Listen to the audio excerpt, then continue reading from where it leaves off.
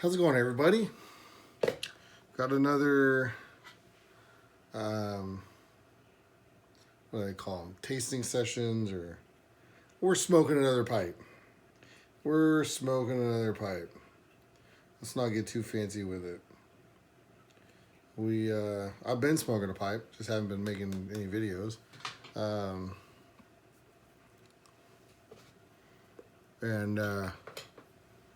So tonight we're making a video.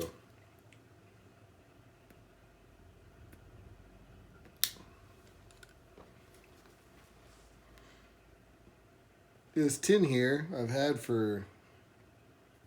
it's been open for about a month, maybe a little bit longer. The last 2 weeks I hadn't really been smoking on it very much because I only had 2 or 3 bowls left, and I like to, I wanted to make a video. So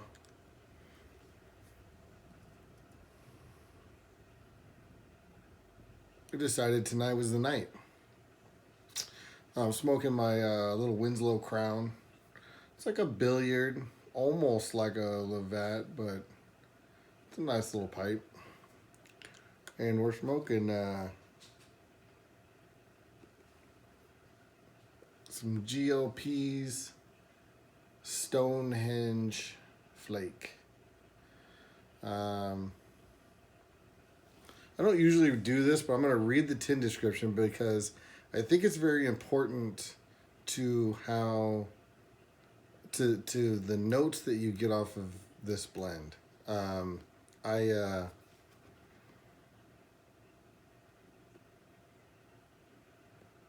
don't actually usually read tin descriptions. I kind of look at them to see, like when I pull them out of the cellar, I kind of look at them to see kind of what's in it, and I figure, if it's some components that that I'm feeling, then I'll open it. But I don't read the whole tin description usually. This is the first time I remember actually reading the tin description. I'm sitting here getting my pipe lit, and I read the tin description, and I go, wow, well and this is probably gonna be a longer video. That kind of actually makes a lot of sense based on the notes that I get off of this blend. So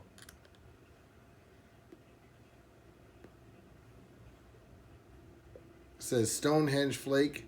In 2001, I had the honor and pleasure of collaborating with G.H.&Co.'s John Gawith on a very special tobacco.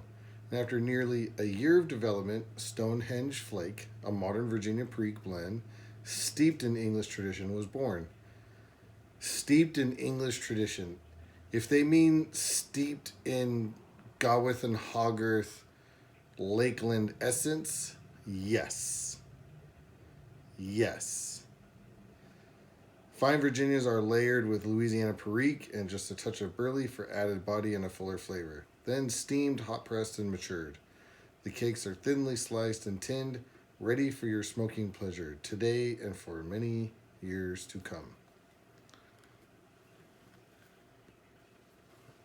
So I thought that was very interesting because from bowl 1, I'm sitting here going, man, it's like, and you guys aren't going to believe me, because I legitimately did not know that this blend came about as part of a collaboration between Gregory Pease and G.H.&Co. I genuinely did not know.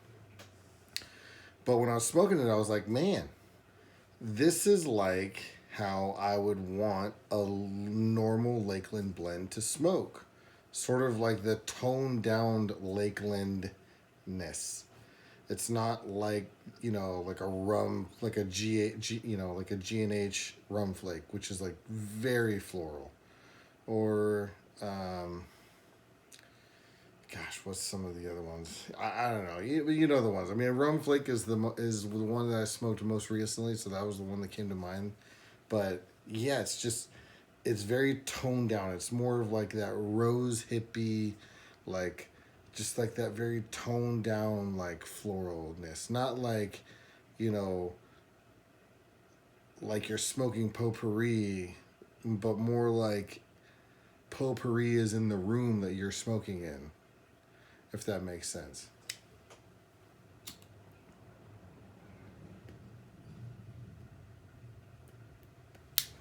So the components: Virginia, Perique, a little bit of Burley.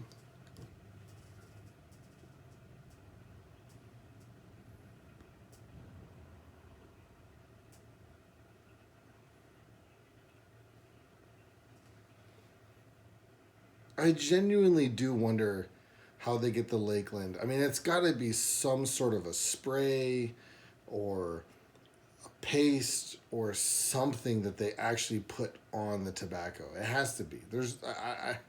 I can't think of anything in the process that would make it, other than putting something on it, that would make it have that Lakeland flavor or note.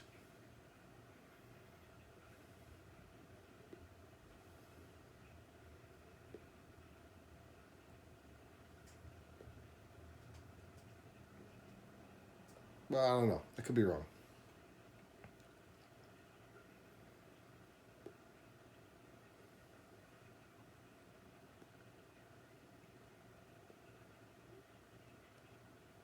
It's it's really good. I do I don't. It's really good. It's not something that I am that interested in smoking a lot of.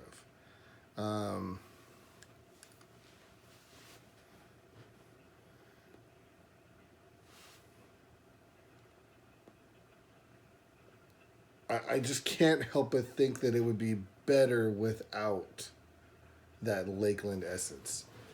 For me, it's nutty, it's sweet, it's chocolatey, there's some like coffee notes in there. It's got those those nice dark roasty flavors, which I like.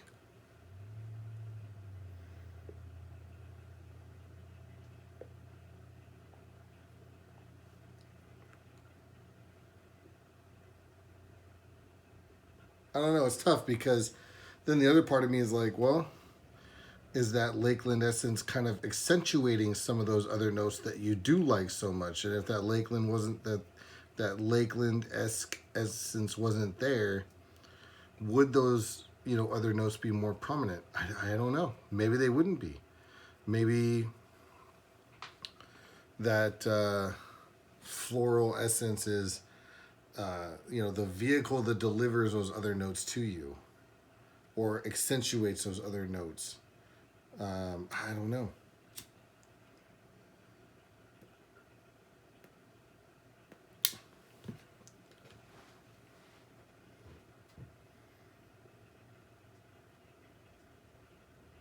It's tough because it is really nice.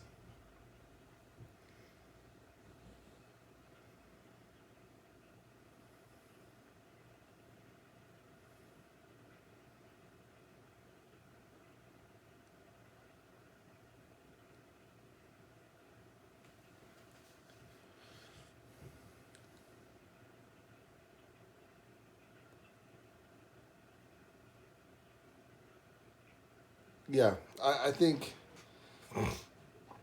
for me, I'd be super interested in smoking this blend without whatever it is that they do to give it that floral Lakeland type of essence and aroma and note, just to see, because I can't help but think that I would like it so much better without that. And not that that's not to say that it's bad at all. I do like it.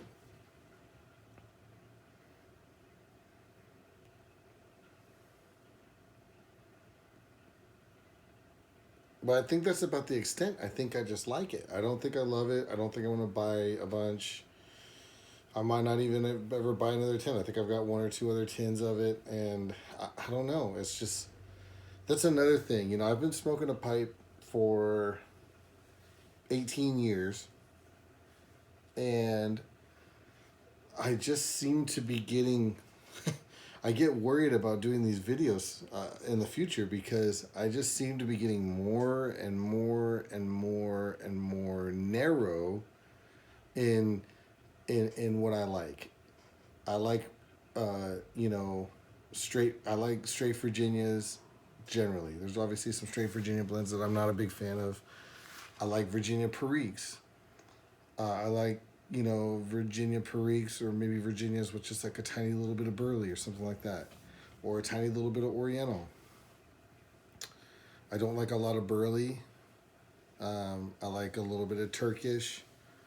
And, in terms of the English side of things, my two favorite English blends is GLP's Piccadilly and Early Morning Pipe. I mean, by far. I smoke other English blends, and, I've got a tin of Westminster open that I've been smoking slowly, and it's like I smoke other English blends, and I'm like, man, this is okay, but I wish I was smoking Piccadilly or Early Morning Pipe. I don't know. I get kind of worried for these videos that they're just going to become very uninteresting at some point, because I'm just not going to be that into whatever it is I'm smoking. And I got a lot of stuff that some of it fits, a good portion of it fits in those, what I talked about earlier. Some of it doesn't. And I don't know what I'm going to do. I mean, I'm going to smoke it at some point.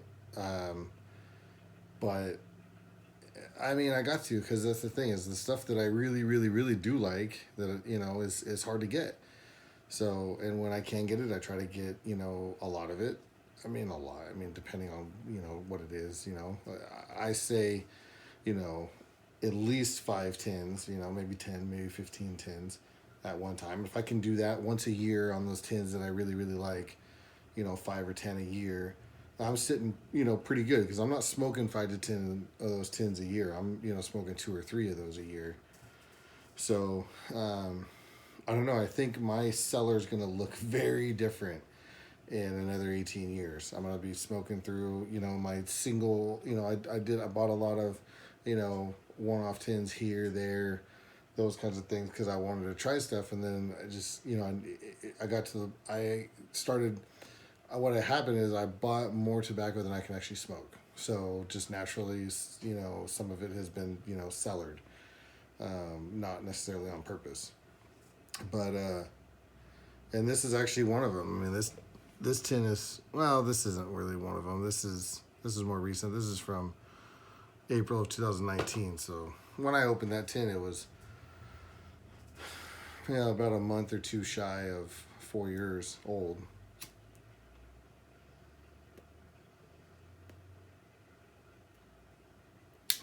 But yeah, I don't know. We'll see, I guess. We'll see.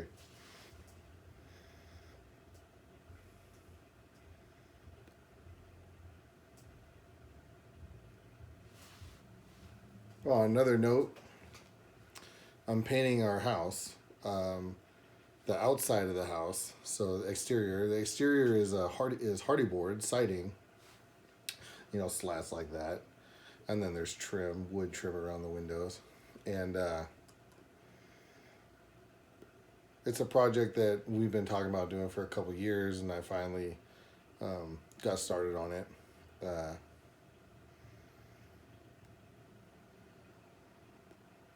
Luckily, I live in a pretty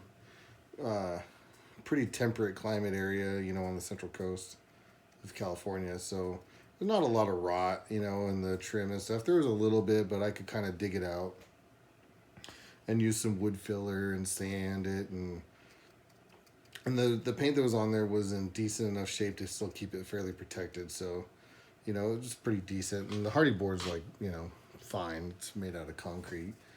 And so I did the whole back of the house. My thinking is I didn't, and this is way off topic. We're past the tasting session now. So if you guys are just here for the tasting session, I'm saying I like it. Probably not going to buy a whole lot more of it. Maybe never buy it again. I don't know.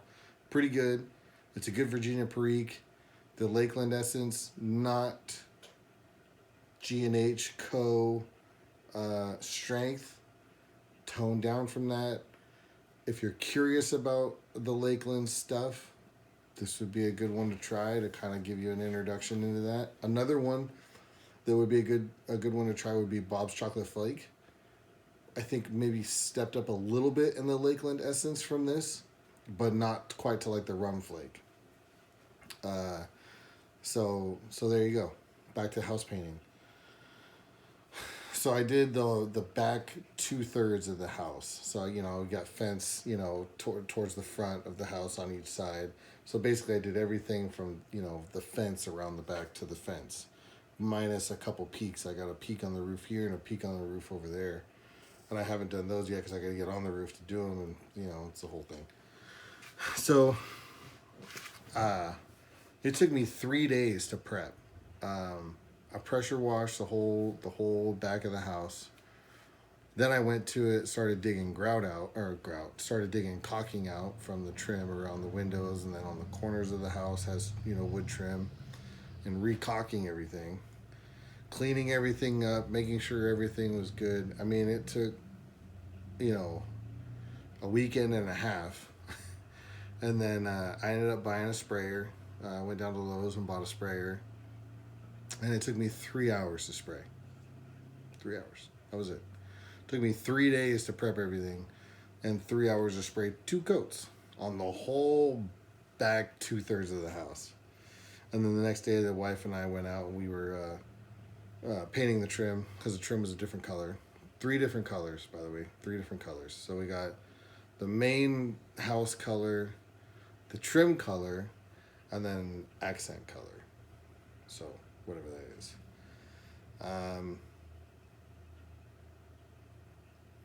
I went in and bought the paint, and the guy said, "What are you looking for in a paint?" And I said, and I went to Sherwin-Williams. I knew I didn't want to go to Home Depot, or I want to get good paint. If we're going to do it, might as well spend the money. Do it, get good stuff. And I go, I'm looking for a paint that's going to hold up to where I don't have to do this for another 15 to 20 years. So we'll see. I bought their top of the line exterior paint. It's like $100 a gallon. $100 a gallon. That hurt. But it's cheaper than paying someone to do it. And I've never done it before. I have stuccoed houses. Family has a stucco business in the area, so I've stuccoed house. I did that all growing up. Through junior high school, and college, during summers or breaks or whatever, I was stuccoing houses. So, kind of have an idea. Luckily, I know how to cover windows. I know how to cover windows, know how to cover concrete, know how to do all those things make it so much easier. I can zip through and cover windows in concrete pretty quick.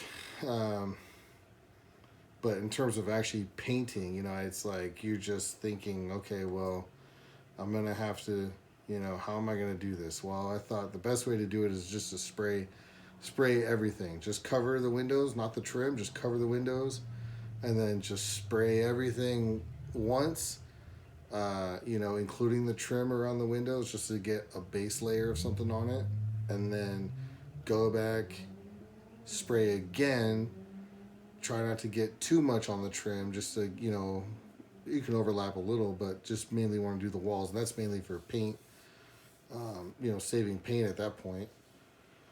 And then, get your 2 coats on there. And then the next day, like I said, we went out and painted the trim with the trim color, and it looks pretty good. I actually am fairly surprised at how good it looks so far. And my thinking on doing the back was, if you screw it up, it's in the back. It's no big deal. No one's gonna see it. You can fix it whenever you want. If you screw up on the front, it's a little bit, of a bigger deal. So now I got my system. I can do the front. It's gonna look pretty, and wife will be happy, and it'll be all good. But I am impressed with that paint. It's like you go out and feel it. It's like less. It's like more of a coating than a paint. It's like almost like a thick powder coating. It's got like texture to it. You go up and touch it, and you're like, wow, it's good stuff. So anyway, that's pretty much what's new there. I don't know why I thought anyone would be interested in that, but there you go. So I think that's pretty much it for the video, for the update, tobacco review, house painting, rambles. I don't know what I got coming next. probably most likely another tobacco review. I got another tin of tobacco over there that's getting close to the end, so that'll probably be coming. That'll probably be the next one. So keep your eye out for that. Hopefully you're enjoying so far the spring, summer, wherever, or winter if it's winter wherever you are. If you're in the southern hemisphere, I think there's a guy from South Africa that watches these videos, so appreciate you. Thank you for that. I don't know what season it is down there, but whatever season it is, hope you're enjoying it. Hope you're staying well. And yeah, well, I guess we'll see you on the next one. All right. Adios.